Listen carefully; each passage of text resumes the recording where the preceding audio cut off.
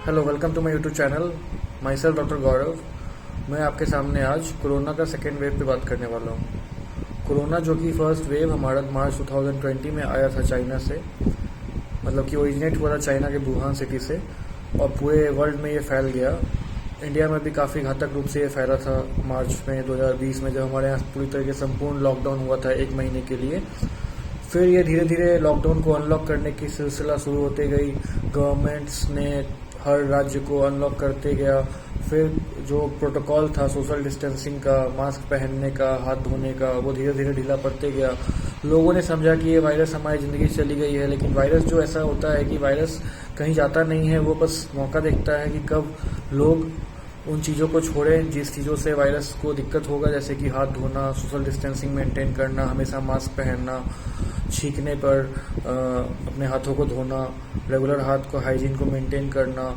ये सब चीज़ें जब यहाँ के लोग या इंडिया के लोग या वर्ल्ड के लोग जब सोचे कि नहीं वायरस तो हमारी ज़िंदगी चला गया है, तो वो लोग इसको छोड़ दिए करना। जैसे ही उन्होंने ये चीज़ करना छोड़ दिया, वो फिर अक्टूबर, नवंबर, दिसंबर, इस साल के जनवरी, फरवरी से फैलना शुरू हो गया। और हम देख रहे हैं कि महाराष्ट्र वगैरह में तो ये 40,000 पर डे केसेस आ रहे हैं। बिहार वगैरह में भी 900-800 के केसेस आने लगे हैं और यहाँ की भी ओपीडी हॉस्पिटल्स भरने लगी है कोरोना से।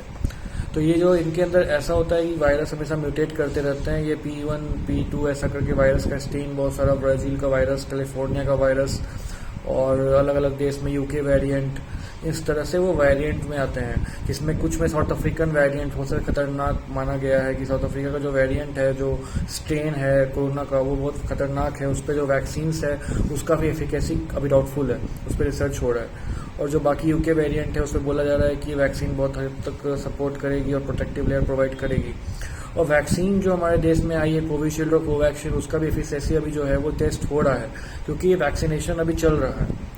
और ये वैक्सीनेशन का फर्स्ट डोज मिलने के बाद अगर लोग समझ रहे हैं कि मैं वैक्सीनेट हो गया हूँ, मुझे इम्यूनिटी बन गई है, तो ये हद तक ठीक नहीं है और गलत मान्यता है लोगों में अंदर। क्योंकि जो गवर्नमेंट स्टैटिस्टिक्स बताते हैं या कोविड का जो वैक्सीनेशन का जो बताया जा रहा है कि 2 शेड्यूल में 2 डोज कोरोना वैक्सीन लगाने पे ही आपको इम्यूनिटी मिलेगी। वही सेकेंड डोज के 15 दिन के बाद आपके अंदर इम्यूनिटी बनेगी।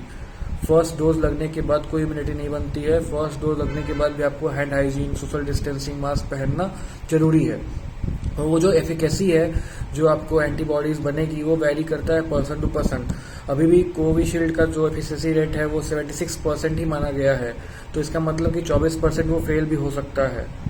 तो इन्फेक्शंस होंगे, बट वैक्सीन का ये फायदा होता है कि वैक्सीन लगने के बाद जो हमारा पैथोजेन है, जो कि हमारा वायरस है, उसके खिलाफ एंटीबॉडी हमारे बॉडी में बन जाती है और हमारे बॉडी को कैसे पैथोजेन से लड़ना है वो जान जाती है। वो जानने के बाद वो क्या करती है कि हमारा जो सीवियरिटी ऑफ डिजीज है, जैसे वायरस का लोड, वायरल लोड जो है, मतलब कोरोना का जो वायरल लोड है, वो कहीं ना कहीं कम हो जाता है और हमें डेथ रेट्स कम हो जाते हैं, मोर्टेलिटी मतलब कि कम हो जाती है वायरस के कारण। और सीवियरिटी ऑफ द डिजीज जो होता है कि किसी को बुखार होकर ही रह जाएगा, सर्दी खांसी जुकाम होकर ही ठीक हो जाएगा, एक कॉमन फ्लू की तरह ही हो जाएगा अगर वो वैक्सीन लिया हुआ है। तो बनस्पत के अगर वैक्सीन नहीं लिया हुआ है तो उसके अंदर ये मोर्टेलिटी भी हो सकती है, उसकी मृत्यु भी हो सकती है वायरस के कारण।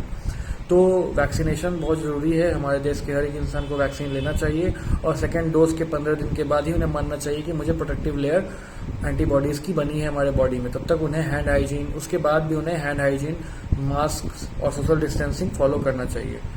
तो ये जो कोरोना की जो लहर है, इसका पीक आता है, फर्स्ट पीक आ चुका था, सेकेंड पीक अभी आएगा।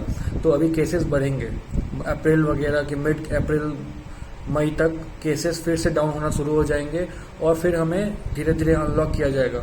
तो ये एक सीजनल फ्लू हो गया है कोरोना वायरस, जो कि मार्च के महीने में पीक में जाता है, फिर अप्रैल वगैरह के मिड में वो नीचे डिक्लाइन करता है।